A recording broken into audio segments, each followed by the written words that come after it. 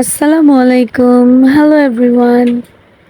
আশা করছি আপনারা অনেক, অনেক ভালো আছেন। আমরাও আলহামদুলিল্লাহ অনেক ভালো আছি। দেখতেই পাচ্ছেন বিজয়ের আনন্দে ঘরে আর বসে থাকতে পারি নাই। তাই বের হয়ে গিয়েছি মিষ্টি কেনার জন্য এবং আশেপাশের পরিবেশের আনন্দটা এনজয় করার জন্য। আর এই মুহূর্তগুলো আপনাদের সাথে শেয়ার করব না তা কি হয়? সো আজকে চলে আসলাম। হ্যাঁ, আপনারা ঠিকই অনুমান করেছেন। এটা হচ্ছে আমাদের ২য় বিজয় দিবস অর্থাৎ ৫ই আগস্ট ২০২৪। এটা হচ্ছে বিকাল ৬টার পরের চিত্র।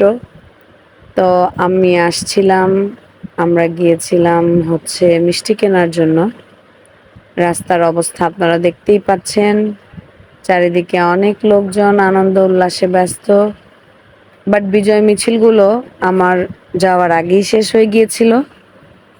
আমি বের হতে কিছুটা দেরিই হয়েছিল। এনিওয়ে চলে যাচ্ছি মিষ্টির দোকানে। আজকে মিষ্টির দোকানের অবস্থা বুঝতেই পারছেন। যেখান থেকে আমি ইউজুয়ালি মিষ্টিটা নেই সেই দোকানে আজকে আমি আমার পছন্দের মিষ্টি পেলাম না।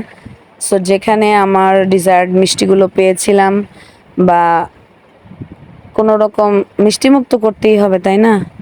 সো মিষ্টি কেনা হয়ে গিয়েছে, এখন বাড়ি ফেরার পথে দেখতেই পাচ্ছেন মিষ্টির দোকানের সামনে ভালোই ভিড় রয়েছে এবং আনন্দ করছে জনগণ। এই যে দেখেন এক ভাইয়া তার গালের মধ্যে একটা পতাকা এঁকে রেখেছে আমাদের দেশের।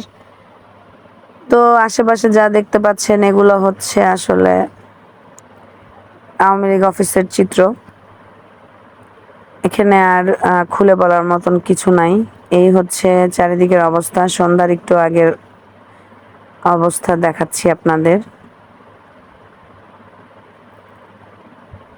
তো রাজবাড়ির সামনে এই এরিয়াটা দিয়ে যখনই যাই সন্ধ্যার আগে অনেক পাখির কিচিরমিচির শব্দ শুনতে পাওয়া যায়। এই হচ্ছে আমাদের ঐতিহাসিক রাজবাড়ির মাঠ। এখানেও লোকে লোকারণ্য। অনেক লোকজন, অনেক মানুষজন, সবাই আপনজন প্রিয়জন নিয়ে চলে এসেছে বিজয়ের আনন্দ উল্লাসে সমবেত হওয়ার জন্য। তো আমরাও চলে গিয়েছিলাম এবং আমরাও দেখে আসলাম আনন্দ উদযাপনের কিছু দৃশ্য। তো আমরা বাসার দিকে যাচ্ছিলাম। এগুলো দৃশ্য উপভোগ করার জন্য আমরা হেঁটে হেঁটেই অনেকটা রাস্তা পার হচ্ছিলাম। তো আমার আব্বু আমার জন্য পুঁইশাক নিয়ে নিল, আমার খুব পছন্দের পুঁইশাক। তো আমরা বাসায় চলে যাচ্ছি অলমোস্ট মাগরিবের আজান হয়ে গিয়েছে, এই জন্যই অন্ধকার হয়ে গিয়েছে। তো বাসার পথে আমরা অলরেডি চলে গিয়েছি। আর আজকের দিনে মিষ্টি খাবো না তা তো হয় না। তো মিষ্টি নিয়ে বাসায় চলে আসলাম। এবার খাবার পালা। সবাই ভালো থাকবেন, সুস্থ থাকবেন, নিরাপদে থাকবেন এবং স্বাধীনতা অর্জনের চেয়ে রক্ষা করা কঠিন, এই কথাটা মনে রাখবেন। আসসালামু আলাইকুম। আল্লাহ হাফেজ।